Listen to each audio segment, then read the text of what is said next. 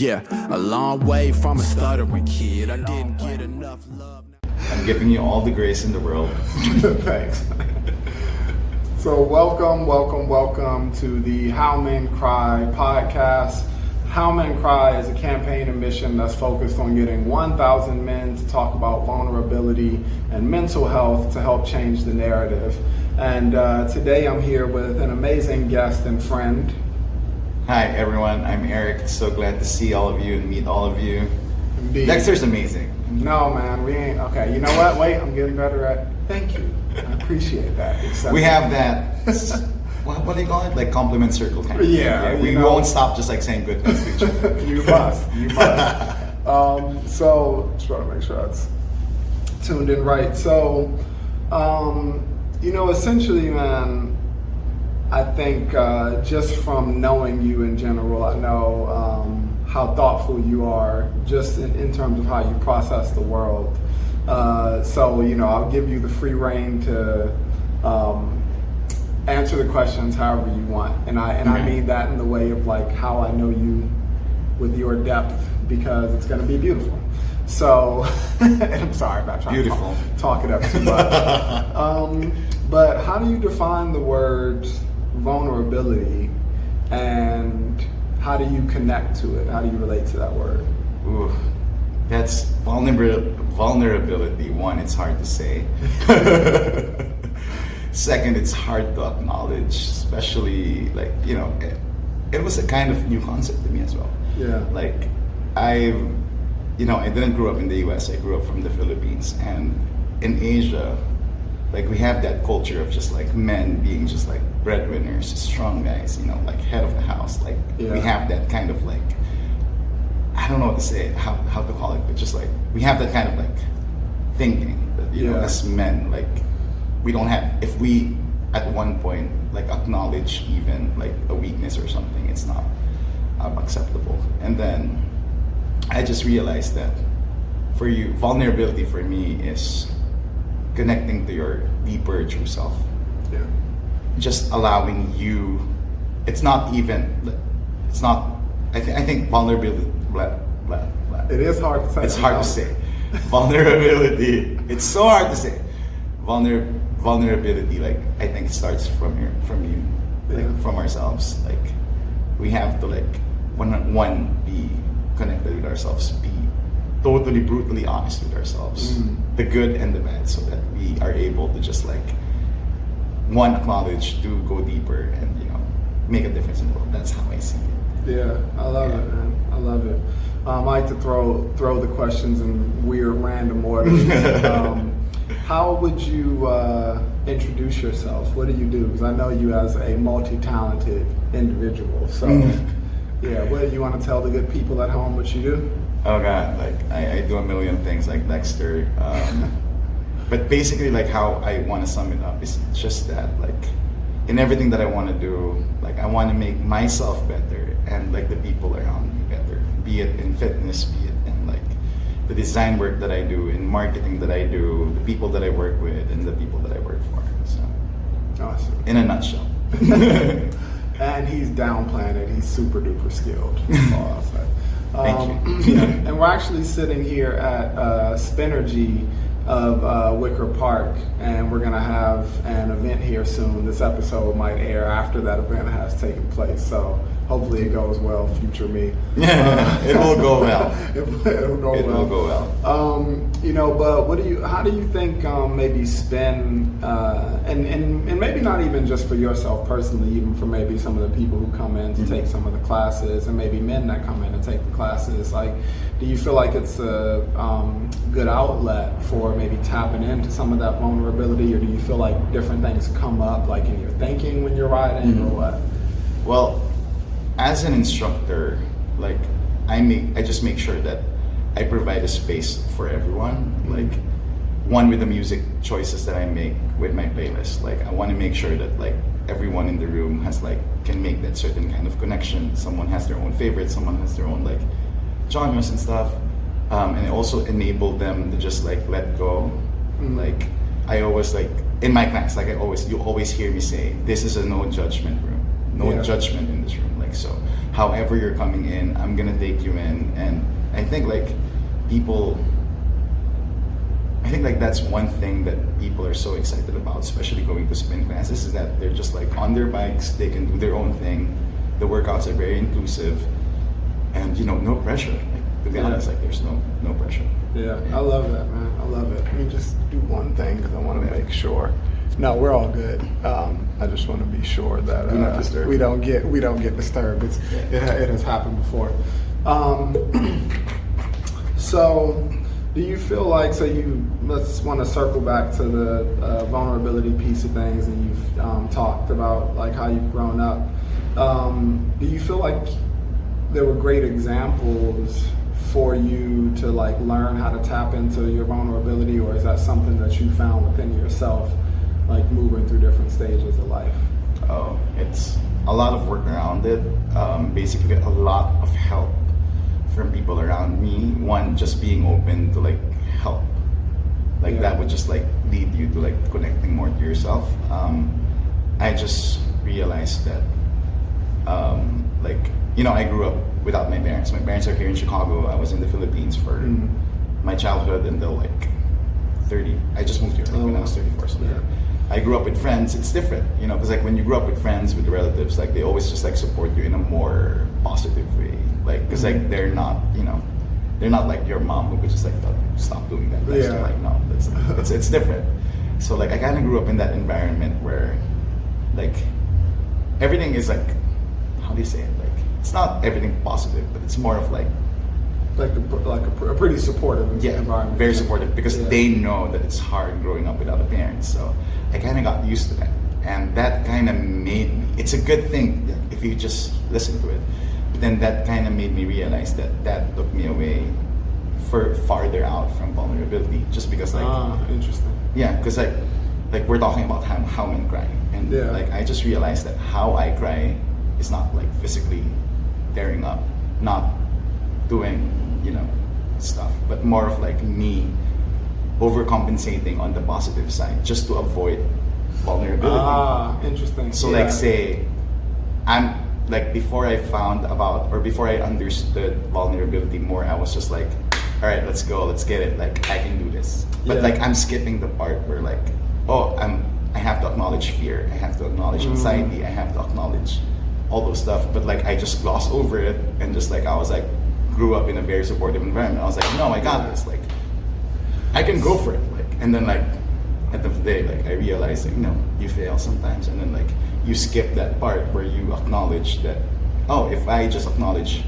fear, if I just acknowledge anxiety or worry, then I wouldn't be at this spot right now that I'm just so shattered and broken. So when do you feel like, because that's a tremendously brilliant piece of awareness and kind of recognition within yourself. When do you feel like you learned that, or I guess better understood that about yourself?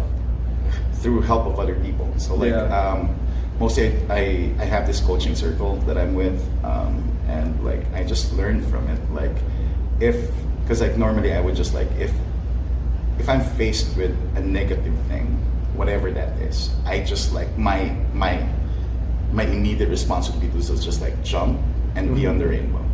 Like I just jump over it, like, and then they're like, no, like you have to like acknowledge it at least, that hey, you have that fear, you have that anxiety, like you have that that hurt or whatever. You have that hurt, you have that history, you have that past. So and then now I understood better. Like now, like if I'm going through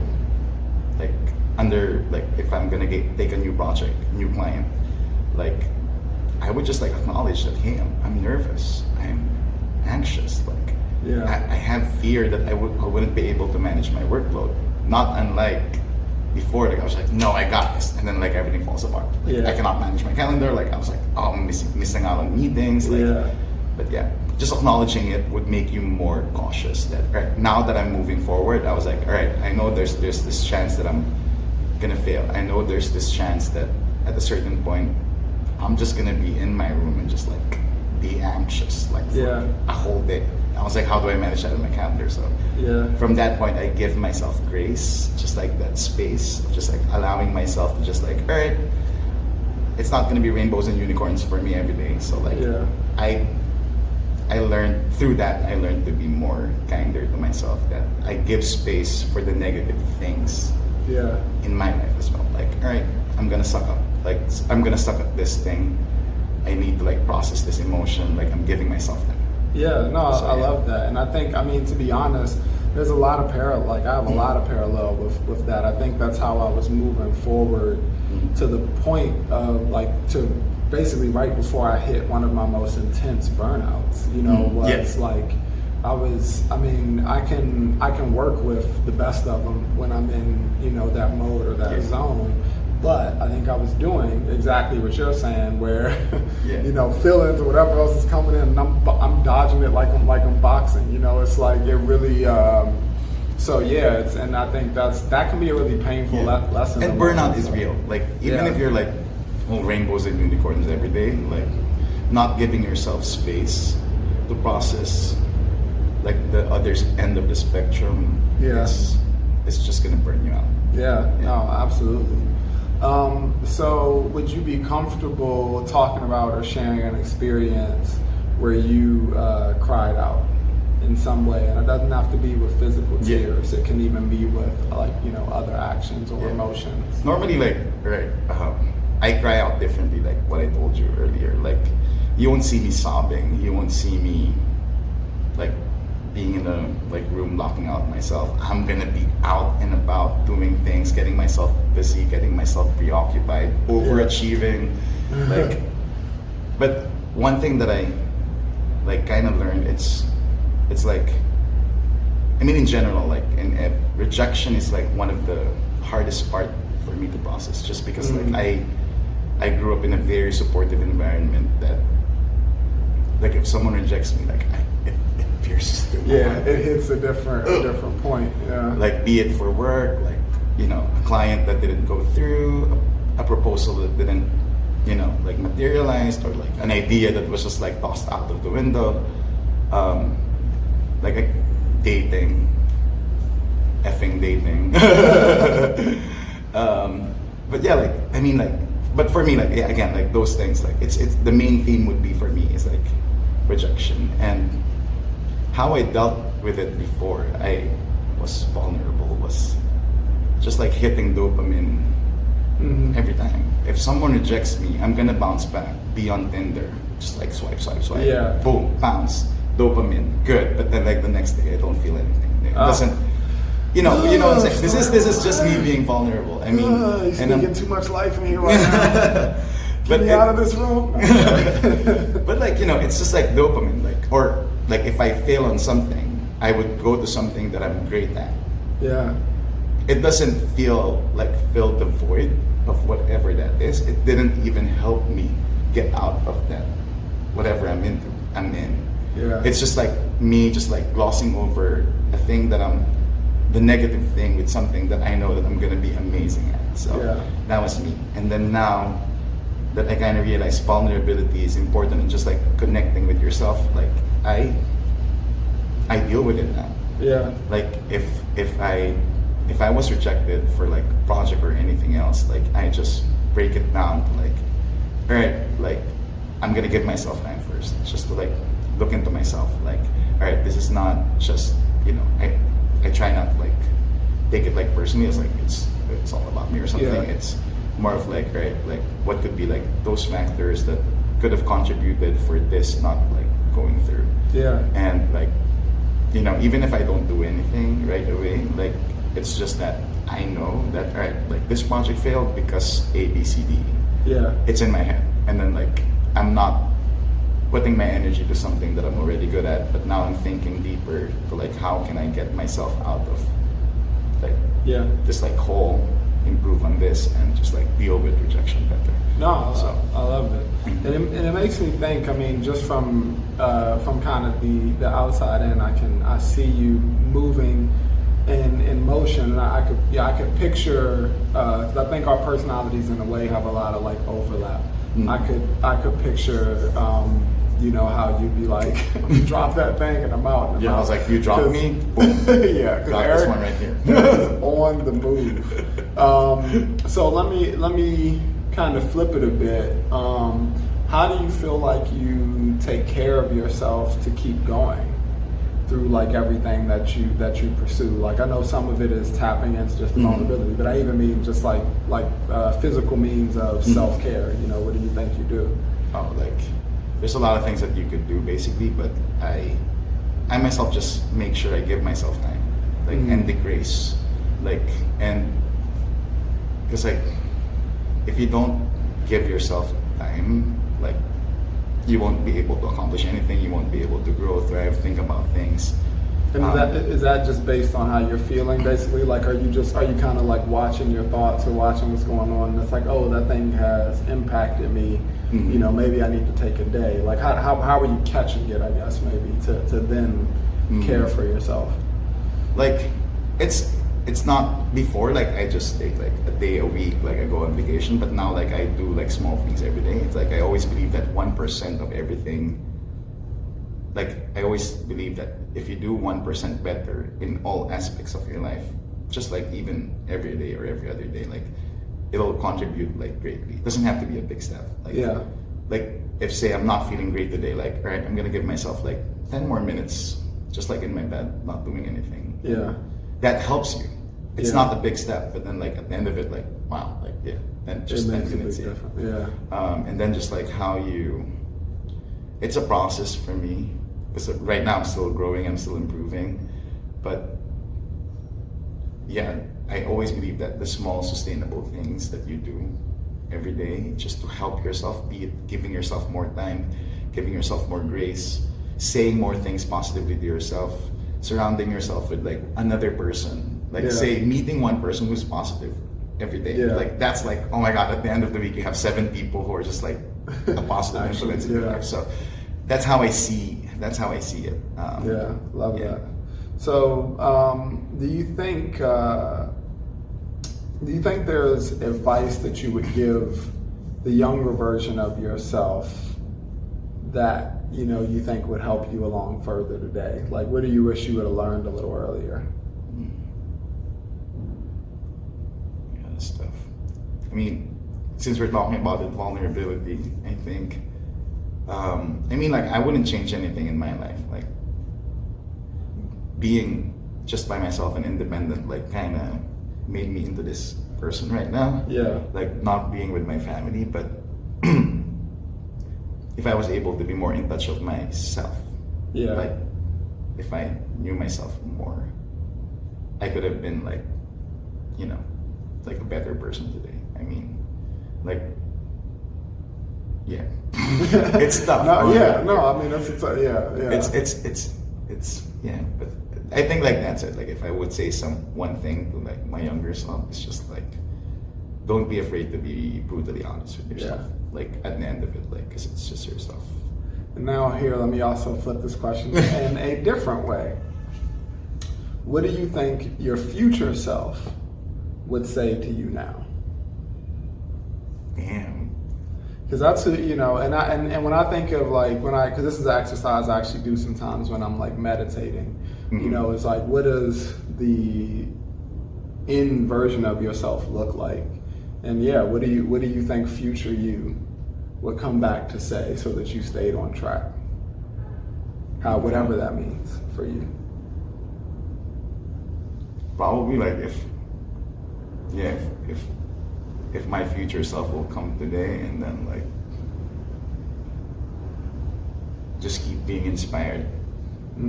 I think like, cause like in all things that I do, like I always draw inspiration from people around.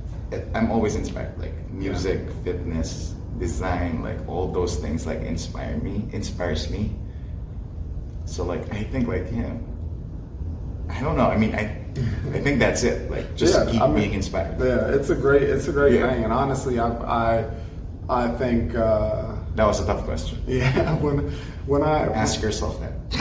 Yeah, well, I'll tell you honestly. I think. How about you? Like no, let's flip it. I want to know. You know what's funny is lately the more and more of these that I do, the more and more that guys are like, yeah, but how do you feel about this? I'm like, No, I think future me would probably would probably tell me to slow down. You know, just slow down, and not necessarily in terms of the pace of the work that I do, but like slowing down while doing that work.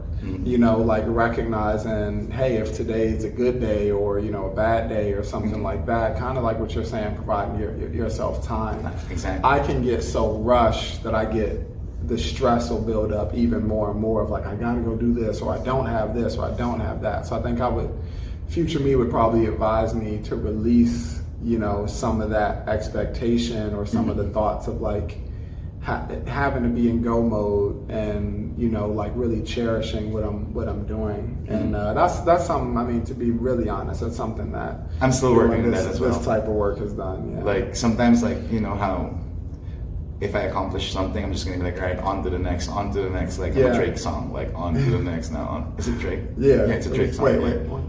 Is it Drake? No, on to the next. Forget it. Whatever. No, wait, whose song? Whatever. I'm not Kanye. I don't know. Focus. No, on to the next. I got a million ways to get it. Whatever. Forget it.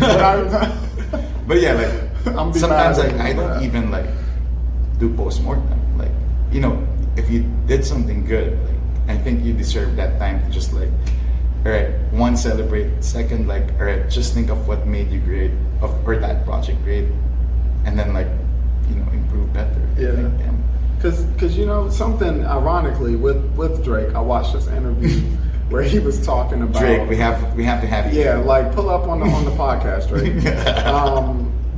But like I watched him with this interview, and I understand the feeling he was talking about, where he's basically like, you know, I celebrate very little, and he was basically just talking about how he's always not worried, but like keeping the mental pressure on of how can I perform better, or how can I perform at my best.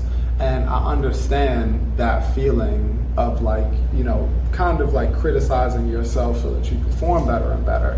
But doing that is what brought me into one of the worst burnouts that I've ever had in my entire life. And it was when I was in one of the most unhappy and uncomfortable circumstances of my entire life, was trying to like push all of this stuff to the side to keep operating like that. And, you know, I was maybe able to churn out great work in those times, but like what's really been more meaningful and my life feels more fulfilled when I actually do try to celebrate, you know, what I have going on, even if it's a small celebration within a day. You know, so I don't even know. There's no question from that. I guess I was just venting. But it's I just realized it as well when you said it. Like, yeah, like sometimes like we're just like that. Like we just move on to the next thing. Yeah, because if you get, you know, imagine if you get to the end of your journey and then it's like, oh, I didn't celebrate anything along the way. That sounds kind of crappy. Like, and then you forget like the value of it as well. I think that's one thing that I realized like just lately. I was like, I just skip the things that I just like accomplished, and I was just like, no, I'm not even putting value now into it just because it's done and done. Yep. Yeah. Like then you realize that no, that's like part of you. That's part of your life. That's like your time, your inspiration, your creativity, your whatever, your energy. Yeah. Absolutely, man. So I'm gonna ask another question, and this can be a closing one. What do you think the world needs more of from men? Oh God. I just think that self-awareness, like that would be, like it would be, regardless of who you are, what you do, as long as you're like in terms with yourself, you know what I'm saying? Like if you're just like, it's the hardest thing. You know what I'm saying? Like I started journaling just because like I'm having a hard time just like facing the truth, even if it's just me. In the room. So I was like, if I write it down, like that's just me facing me, whatever. It's a mirror. It's a mirror for you. So but it's very helpful because you would see like, oh, this is my negative me. This is my positive me. These are things that I can improve on. It's great to know that you're aware of those, so that once you're aware of those, you know how could you like impact like with other people or people around you. So I think like that's one thing that I would like tell men to just like have that self-awareness. Like we're so used to like, all right, it's go time, like without processing whatever, like, you know, when your wife, like I see this all the time, like it's funny though, like, but then like my dad would be like, or my mom would be like calling out my dad, and then my dad would be like, oh yeah, okay, I love you, and then like, you know, there's like fear, anxiety behind my head. But yeah, like just acknowledging that emotion, that feeling, being more self-aware. Yeah. But yeah, it's the hardest thing, but it's the best thing that I think that we could do for ourselves. Yeah. Hardest thing though. Yeah, that's awesome, and I fully agree. Very, very, very, very difficult work to do, and I think, you know, to be honest, even selfishly, you know, this project, it helps to kind of keep it in mind for me. You know, like it really does kind of bring me back to a center point. Even asking or, you know, just discussing these things, it kind of brings me to the point of like, keep as my therapist would actually say, I stay very, very close to what's happening like in my internal self. So and I feel like you do that a lot naturally too. So you know, I do just want to take time to just, you know, commend you for being awesome. And compliments are going. I mean, but really, you know, I feel like whenever I talk to you, I leave motivated and I leave inspired, even just in like short exchanges or anything like that. So I want to tell you that I appreciate you for that. Same, you do the same thing, so thank you. Like, have you seen him like do spoken word like live? Soon. Dude, like you'll just say, oh my God, like 2 million times. Well, actually, that's the thing is, I believe you saw, I was telling Liza, the owner here, that I think you saw one of the only 2 times that I had done the How Men Cry set. I only did it twice before the pandemic happened, because I was trying to test the material. And usually I'm like, if I get a couple people crying in the crowd, I've done my job. But, you know, legit. So I think it was that show, and it was only one other one. Couldn't forget this guy. Like I was like, damn, that was deep. Like, I appreciate it, man. It's crazy. Yeah. But yeah, if you want to find out more about the How Men Cry podcast, you can find us on IG at How Men Cry, as well as howmencry.com. If you want to submit a story, don't worry, it's not stopping our thing. I get stupid alarms. Why didn't do not disturb prevent that? Anyway, for everybody who's like listening, I'm gonna apologize in advance, because if you're not watching the screens all the time, you just don't know how sloppy I am at doing this. No, he's amazing. Don't believe him. But no, yeah, if you want to find out more, you can follow us along at How Men Cry. And if you're interested in submitting stories about a time that you cried or talking about vulnerability, you can do so on that IG or on the website. Any final words for the good people, Eric? Yeah, just, I don't know, support Dxtr. No, man. Go to Spin. Go to Spin. Yo. Come take my class. Come take Hope's class. No. The thing is, I will say this in closing. I did not, I had never gone to a spin class before. I've ridden like bikes and stationary bikes, and it was great. Like I really, really enjoyed it, and I needed it that day. I don't even remember exactly what was going on, but I know that I needed it. So thanks for that again. But on a serious note, like I just think, like, just give yourself time. Be gracious to yourself. It's yourself. So yeah. Like, be generous to yourself. Be gracious to yourself. Be kind to yourself. Love it. It goes a long way. Love it. All right, signing off. We're gonna go spin, and I'm probably gonna eat barbecue today. So, have a good one. Bye. Tune in next time.